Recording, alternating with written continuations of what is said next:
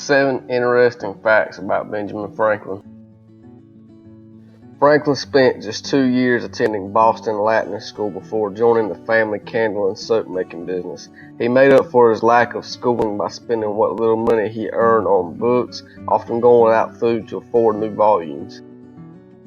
Franklin embarked on a project to give the alphabet a more natural order. Annoyed by the many inconsistencies in English spelling, Franklin unveiled his scheme for a new alphabet and a reformed mode of spelling in an essay published in 1779, but later scrapped the project after it failed to arouse public interest.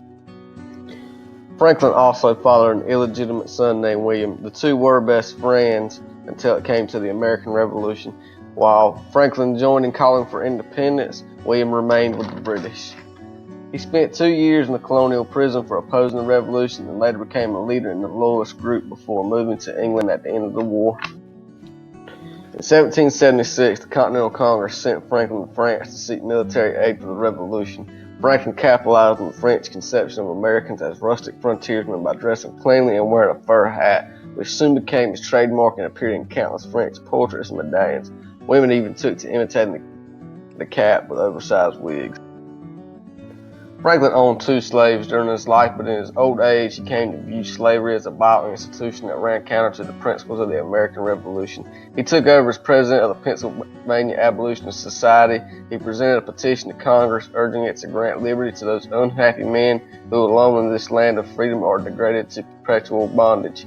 While the petition was ignored, Franklin kept up his fight until his death a few months later.